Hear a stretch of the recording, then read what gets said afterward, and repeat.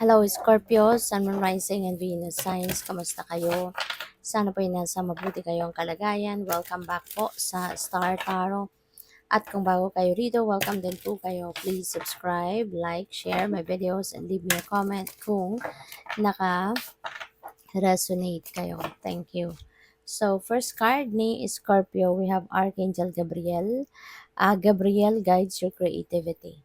Ayan. So, napakaganda kasi si Archangel Gabriel is here to the rescue para sa inyo, ano, para para magdala siguro sa iyo ng opportunity, magdala sa iyo ng bigyan ka ng gabay, no, para na ma-express mo yung inyong creative prowess. Mailabas mo kung ano yung mga creative ideas mo, creativity mo, yung artistry mo, yung ganun, no? So, what else? We have distractions. Control your thoughts and actions to help you stay focused. Okay? At kontrolin nyo ang inyong pag-iisip at yung inyong mga actions, no? Na dapat mag-stay ka lang sa focus at wag kang papadala sa mga temptations around you na po pwedeng mag-derail sa'yo sa kung ano man yung dapat na focus mo sa ngayon. 'Di ba? So, wag mong hayaan, 'di ba, na maano ka, makuha ng ibang bagay, 'di ba, yung inyong attention, yung inyong panahon, 'di ba? Because now is the time, 'di ba, for you to focus on your creativity habang nandiyan ang opportunity, 'di ba? So, what else? We have hidden treasures. Bring your creative ideas and hidden talents to life. Present your gifts to the world. Ayan, see? Scorpio. So, maaari na ito yung dapat ninyong gawin sa ngayon. Ito yung kailangan ninyong gawin sa ngayon. You're going to unleash your creative ideas.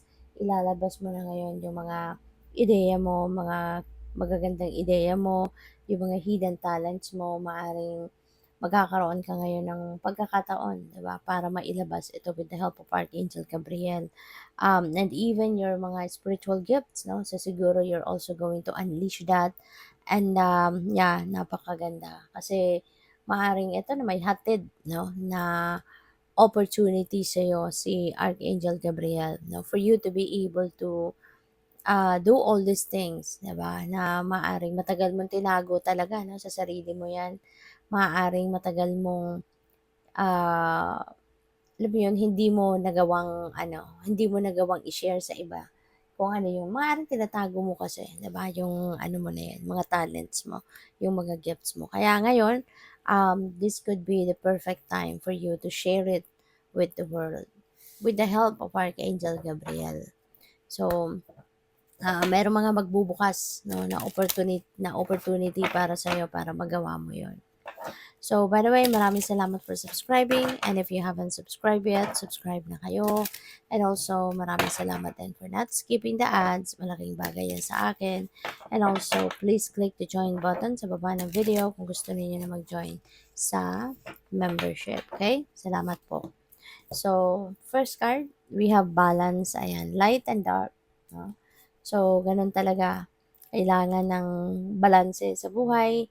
And this time, pwede na ito yung magiging isa sa focus mo sa ngayon to maintain the balance or to bring the balance back in your life, no? So, maaring ito yung ano ninyo, ito yung isa sa mga dapat ninyong gawin at this time. So, what else? We have forgiveness and compassion and kindness. Maaari ng iba din sa inyo at this time is going to be willing to forgive those people, no, na maaring nakapanakit ng inyong damdamin in the past, maaring merong nagawang hindi mabuti sa iyo, nasaktan ka, ganyan. But, you're choosing love, no? You are going to be uh, choosing to express your compassion and kindness. 'Di ba? Kahit ikaw na yung nasaktan, kahit ikaw na yung kahit ikaw na yung nagawa ng hindi mabuti, 'di ba? Papairalin mo pa rin yung pagmamahal, no? Kaya papaandarin mo pa rin yung inyong compassion and kindness, at magagawa mo pa rin silang patawarin, no? So, it's really beautiful. We have transformation. No? Sabi dito, be open to change. Kasi may mga tao, 'di ba, na hindi komportable sa pagbabago. 'Di ba? Kapag merong nababago, um, parang ano, parang hindi sila komportable, hindi mapakali, hindi hindi alam mo yun, hindi makahinga na maluwag, gano'n, 'di ba? Kasi mas gusto lang nila yung kung anong nakasanayan, mas komportable sila sa kung ano yung comfort zone, 'no, yung nandoon lang sila sa comfort zone nila, mas doon lang nila gusto na mag-stay. Kaya kapag mayroong pagbabago, sa buhay nila, parang hindi sila mapakali, hindi sila, ah, may discomfort, 'no, na nararamdaman. Kaya, maaari ang iba sa inyo baka may mga gano'n, 'no? Kaya ang panawagan sa inyo dito, maging bukas kayo para sa pagbabago. Be open to change. Okay? Because kung iisipin natin mabuti, change is always beautiful. 'Di ba? Yung pagbabago, laging maganda eh. Maganda. Kasi kapag binabago natin ang buhay natin, binabago natin ang ilang parte ng buhay natin, 'di ba? It is for the best. Hindi naman tayo nagke-create ng pagbabago sa buhay natin na paurong or magiging pabalik tayo, 'di ba, or paatras ang galaw natin, hindi, 'di ba? Ang iniisip natin lagi to change, for the better lagi. Lagi tayong moving forward, lagi tayong moving on, 'di ba? Kaya yun, be open to change because there are some transformation that is about to happen in your life at this time, 'no? At, maging bukas ka para dito sa pagbabagong ito kasi maaaring ito na yung time ninyo for you to grow. It's about time na for you to thrive, to evolve into the best version of yourself. So, pupuwedeng ito na yun, 'no, yung maaaring pagbabago na talagang magdadala din sa inyo sa kung saan kayo dapat, mapunta or anong dapat na maging kalagayan ninyo.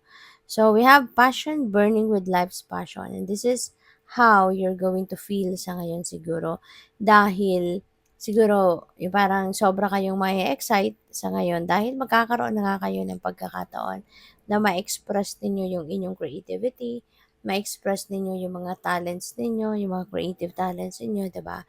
Magagawa mo ng i-share sa iba yung kung ano yung talento mo, kung ano yung mga creative ideas mo, kung ano yung purpose mo, magagawa mo na, 'di ba? Kaya you will be burning with passion, 'no, sa inyong puso. Kaya good luck.